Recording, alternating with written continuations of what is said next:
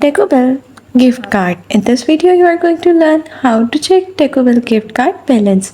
So let's get started. The first option is you can check online.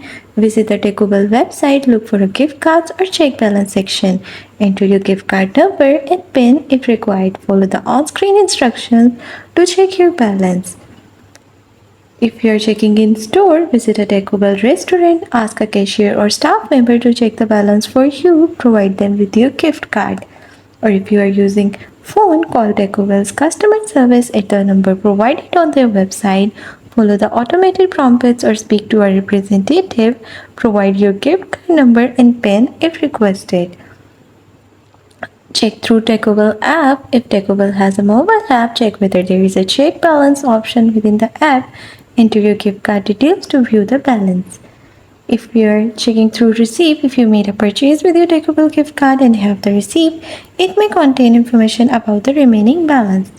That's all. That's how you will be able to check Taco Bell gift card balance.